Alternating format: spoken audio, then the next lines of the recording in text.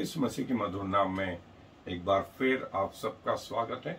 और जैसा कि हमने देखा कि पवित्र आत्मा से परिपूर्ण होने के पश्चात जो है आत्मा के वरदान जो है परमेश्वर ने आपको दिए कि उससे कलीसिया की उन्नति हो, पृथ्वी पर कलीसिया की उन्नति हो और स्वर्ग में परमेश्वर की महिमा हो।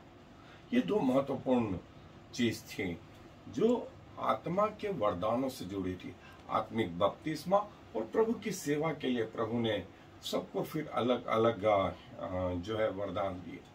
अब शुरुआत हमारी हुई थी एक छोटे से बालक के रूप में, जब हमने परमेश्वर पर विश्वास किया था और परमेश्वर ने हमारे पापों को यीशु के लहू के द्वारा धोया और हमें अपना बेटा बेटी बनाया। तो हम छोटे से थे आत्मिक रीति से, शारीरिक रीति से हमारी एज कुछ भी हो सकती है, लेकिन आत्मिक रीति से हम छोटे थे, जिसका वर्णन पहला यूहन्ना के 2 अध्याय में यूहन्ना कहते हैं कि इन्फेंट, फिर दूसरा शब्द वो इस्तेमाल करते हैं चाइल्ड, 5-6 साल का बच्चा जो उसमें आत्मा में वृद्धि कर रहा है। फिर और वृद्धि करते करते यूथ और यंग जो है ये अवस्था ही, और चौथी अवस्था जिसका वर्णन किया गया है वो है पिता। पिता मतलब फिर बहुत सारी आत्माओं को परमेश्वर के पास लाने का सौभाग्य। और जो इन्फेंट था अब वो मैच्योर हो गया। सो मैच्योरिटी परमेश्वर का एक गुण है और प्रभु चाहता है कि प्रत्येक विश्वासी जो है मैच्योर, परिपक्व, परिपूर्ण हो। एक सिंगल एस्पेक्ट में नहीं, पवित्रता में ही नहीं, प्रार्थना में ही नहीं, उपवास में ही नहीं, परमेश्वर के वचन में ही नहीं, नम्रता और दीनता में भी नहीं, सब में जो है वो मैच्योर हो। सो शुरुआत एक बच्चे से और एंड एक मैच्योरिटी से। सो परमेश्वर हम सब से ये अपेक्षा करता है। और मैं बाइबल में से छोटे छोटे 3 स्थलों से पढ़ना चाहता हूं। सो पहला स्थल पाया जाता है उत्पत्ति की पुस्तक। उत्पत्ति की पुस्तक का जो है 17वां अध्याय और पहली आयत। 17 अध्याय पहली आयत उत्पत्ति की पुस्तक में, वहां परमेश्वर लिखते हैं, जब अब्राहम 99 वर्ष का हो गया तब परमेश्वर ने उसको दर्शन देकर कहा, मैं सर्वशक्तिमान ईश्वर हूं, मेरी उपस्थिति में चल और सिद्ध होता जा। 99 ईयर्स ओल्ड अब्राहम को परमेश्वर ने कहा, मेरी उपस्थिति में चल और सिद्ध होता जा। लोग 99 साल के जीते नहीं, लेकिन परमेश्वर ने 99 साल में भी ये एक्सपेक्ट करा अब्राहम से कि वो सिद्ध बने, क्योंकि परमेश्वर सिद्ध है, क्योंकि परमेश्वर पवित्र है। और ये वो एरिया था, वो काल था जिसमें व्यवस्था नाम की कोई चीज नहीं थी। क्या करना है क्या नहीं करना ये नहीं मालूम था। जो कुछ मन में था वो उत्पन्न होता था और उससे लोग परमेश्वर की आराधना करते थे। और इस काल में जो हीरो हैं बाइबल के, नूह, अब्राहम, इसाक, याकूब, यूसुफ, इनके पास लॉ नाम की कोई चीज नहीं है, परमेश्वर की आराधना करते। लेकिन परमेश्वर तब भी इनसे एक्सपेक्ट करता है कि वे सिद्ध बने। और जब मूसा को लाते हैं तो व्यवस्था देते हैं, और व्यवस्था के बावजूद क्या बोलते मालूम, मेरी उपस्थिति में चल और सिद्ध बनो, पवित्र बनो, क्योंकि मैं पवित्र हूं। और पहला पत्रस पहला अध्याय और उसके पहला पत्रस का पहला अध्याय में प्रभु बोलते हैं कलीसिया से चर्च से बोलते हैं। आयत नंबर 16,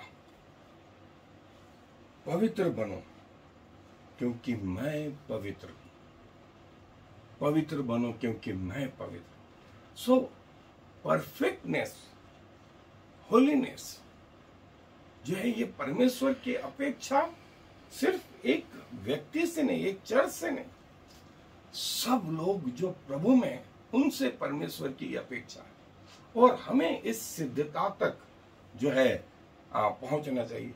हमारा प्रभु यीशु मसीह जो हमारा आदर्श है, वो स्वयं सिद्ध था। और हम आगे इस विषय को थोड़ा सा गंभीरता से लेंगे। मैं एक एक करके आपको धीरे धीरे समझाता जाऊंगा कि पवित्रता, सिद्धता बाइबल में होती क्या है, आत्मिक रीति से सिद्धता क्या मायने रखती है।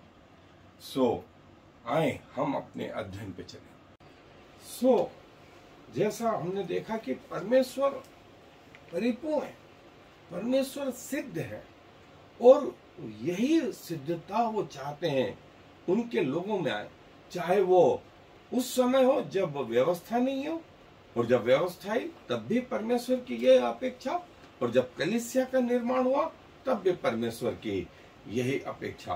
और जो हिस्सा हमने पढ़ा उत्पत्ति की पुस्तक का 17वां अध्याय, व्यवस्था विवरण, पहला पतरस, यहाँ परमेश्वर ने अब्राहम से, फिर इजराइलियों से और कलीसिया से एक ही जो है डिमांड रखी कि सिद्ध बनो, सिद्ध बनो, मैच्योर बनो, मैच्योर बनो। अब हमारी शुरुआत जो है वो लड़खड़ाते हुई, एक छोटे से बच्चे के समान हुई, लेकिन अब जो है धीरे धीरे करके हमें पवित्रता में आगे बढ़ते जाना है। और एक मैच्योर या परिपक्व आदमी मसीह जो है सही और गलत का जो है फर्क जानता है। इब्रानियों 5:14 में लिखा है। और बहुत जल्दी वो झूठी शिक्षा को पहचान लेता है और उसके पीछे भागता नहीं है, उसके पीछे भागता नहीं। उसकी जड़ें जो है प्रभु में गहरी होती है, गहरी होती है, और वो कलीसिया की सेवा करता जाता है। और ये जो सेवा है वो टेम्पररी परिणाम के लिए नहीं, वरन अनंत काल के परिणाम के लिए।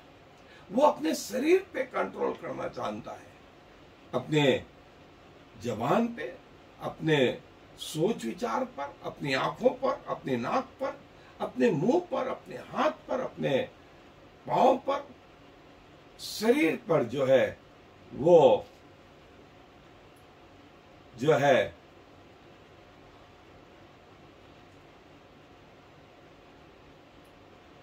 कंट्रोल करना जानता है। और इस संसार में वो परमेश्वर को जो है अपने जीवन के द्वारा प्रकट करता है, अपने जीवन के द्वारा प्रकट करता है। और स्पिरिचुअल मैच्योरिटी या आत्मिक परिपक्वता एज के अनुसार नहीं होती। जैसा मैंने कहा, एक व्यक्ति जो 60 साल का है, उसने प्रभु यीशु मसीह को अब ग्रहण करा इस उम्र में, तो आत्मिक रीति से तो वो एक बच्चा ही हुआ। और इसका उल्टा भी, एक व्यक्ति जिसने 15-20 साल की उम्र में जो है वो प्रभु को ग्रहण करा, और प्रभु के साथ समय बिताते बिताते अब उसकी उम्र 60 साल हो गई, तो वो 40 साल 45 साल का परमेश्वर के साथ अनुभव रखता है। और आत्मिक रीति से उसका लेवल निश्चय उस व्यक्ति से जिसने प्रभु को आज ग्रहण करा थोड़ा सा ऊंचा ही होगा। और स्पिरिचुअल मैच्योरिटी जो है, पृथ्वी पर जैसे हम अवार्ड जीतते हैं और उम्र के हिसाब से हमारे पास बहुत सारे प्रमाण पत्र और बहुत सारी डिग्रियां हो जाती हैं, स्पिरिचुअल मैच्योरिटी में ऐसा नहीं है। जो शब्द है वो ये कि जो प्रभु में परिपूर्ण है वो प्रभु के समान जो है धीरे धीरे बदलते जाते हैं, सने सने करके पौलुस बोलता है। और स्पिरिचुअल मैच्योरिटी जो है बाहरी रीति से प्रभु के समान दाढ़ी रख लेना, प्रभु के समान लंबे बाल रख लेना, चोगे पहन लेना, ये भी नहीं है, ये भी नहीं है। और ना वो एज का फर्क है, ना वो अपीयरेंस का फर्क है, लेकिन जो हमने देखा कि प्रभु के वचन को जानना, प्रभु के वचन को जानना, और न सिर्फ प्रभु के वचन को जानना वरन इतना अच्छे से जानना कि शैतान का सामना कर सके, शैतान का सामना कर सके। और जैसे प्रभु यीशु मसीह स्वयं ने अपनी परीक्षाओं में शैतान का परीक्षा का हर जवाब परमेश्वर के वचन से दिया, वैसा हमें आ जाना चाहिए। वैसा स्पिरिचुअल मैच्योरिटी का पहला गुण। दूसरा गुण जो है प्रार्थना का। प्रार्थना सिर्फ कुछ घंटों के लिए नहीं होती है, ऐसे व्यक्ति में प्रार्थनामय जीवन होता है। मतलब वो 24 घंटे 7 दिन प्रार्थना, प्रार्थना, उपवास और आराधना जो है उसमें लगा रहता है।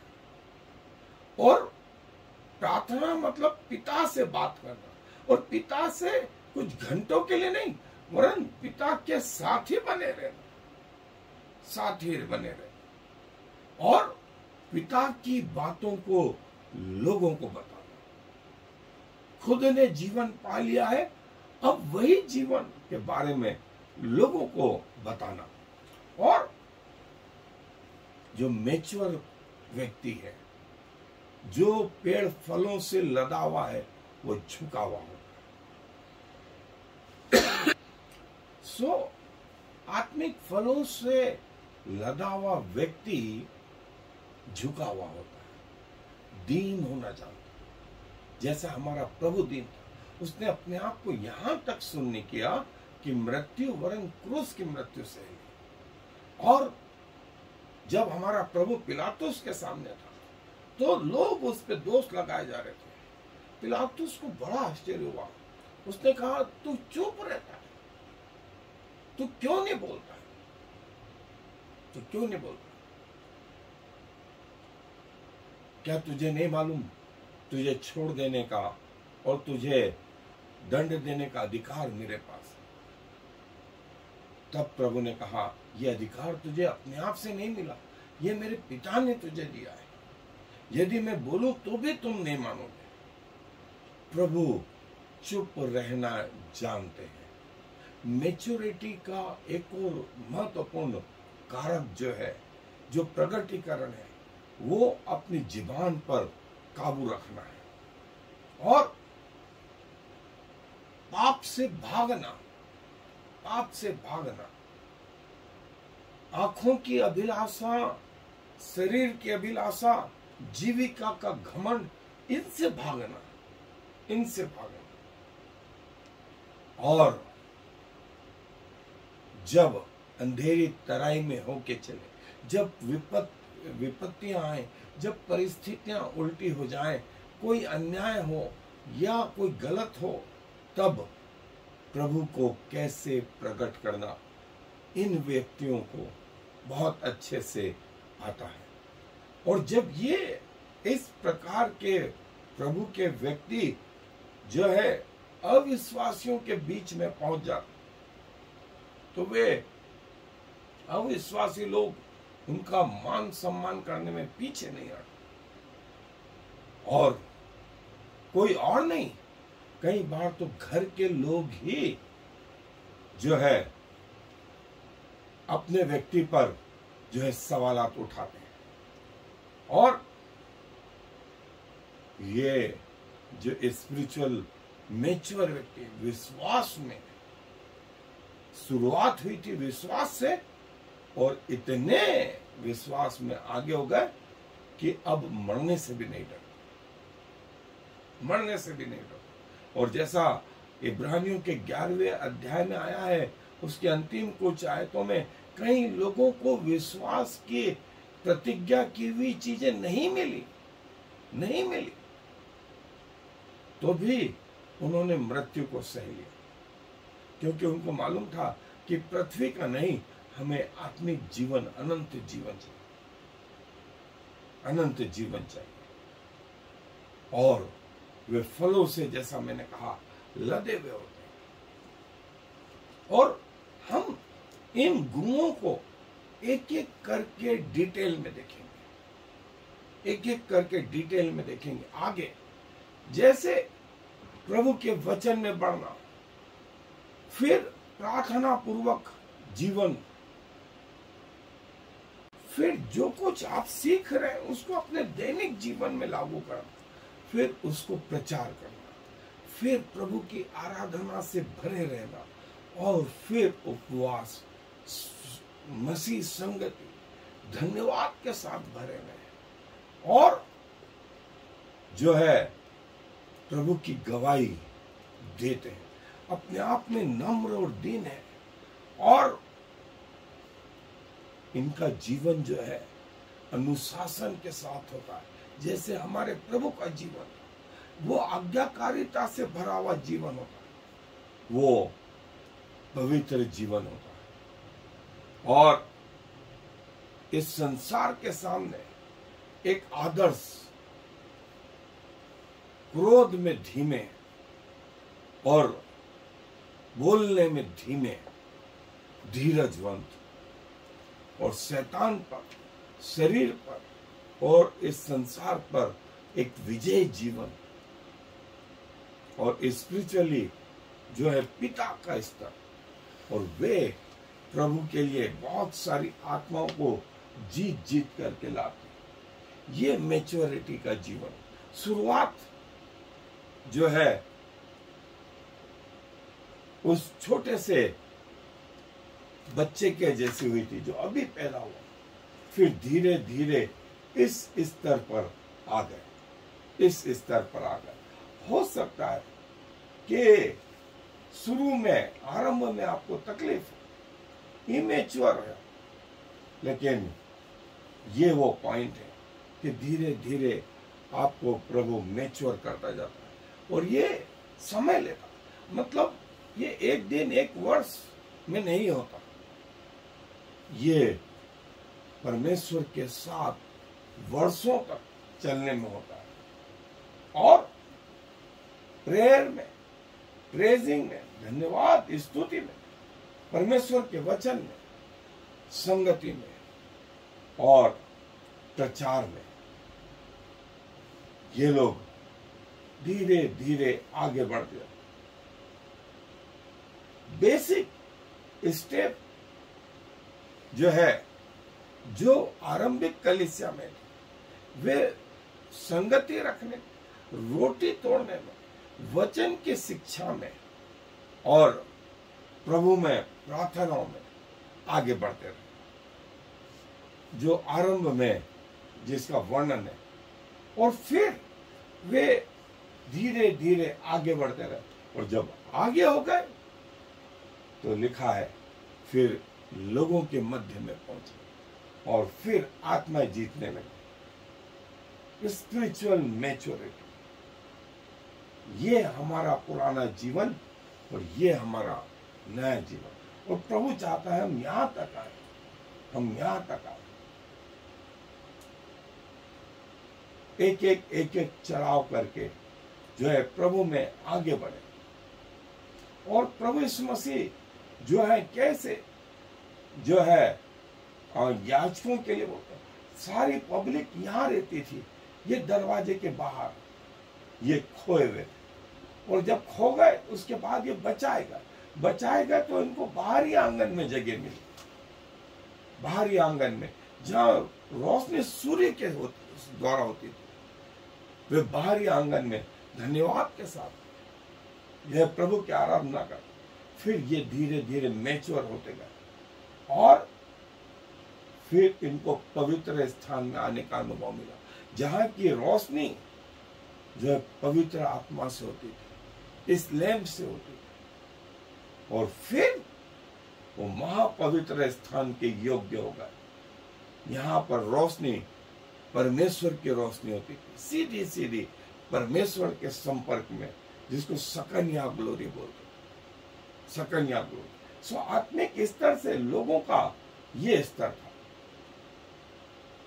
जो है अलग अलग स्तर। और ये अभी से नहीं, ये परमेश्वर की अपेक्षा आरंभ से। सो जो है आत्मिक ग्रोथ हमें दूध से, आत्मिक दूध से आत्मिक भोजन तक लेकर के जाती, ये मैच्योरिटी, ये मैच्योरिटी है।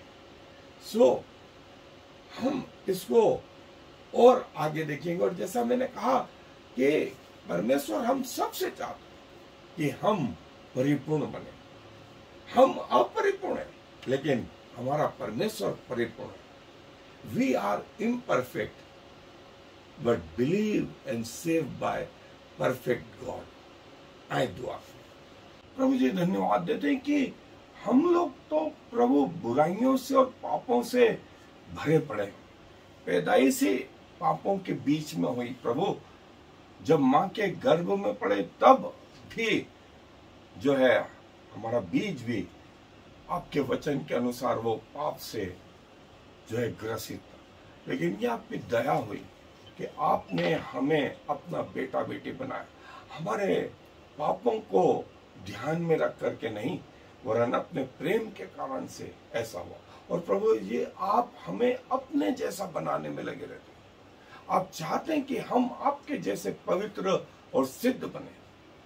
और जब आप पृथ्वी के जीवन में थे, आप स्वयं सिद्ध परमेश्वर थे। और पवित्र आत्मा जो हम में निवास करता है, वो भी पवित्र और सिद्ध है, और हमें दिन प्रतिदिन के जीवन में आपके सामने रहने के योग्य बनाता रहता है। सो प्रभु, हम अपने शरीर, अपने प्राण, अपनी आत्मा को आपके समीप समर्पित कर, हमारा जीवन आपको ग्रहण योग्य बलिदान हो, क्योंकि इस विनती को प्रभु इस मसीह के नाम से मांगते। आमीन और फिर आमीन।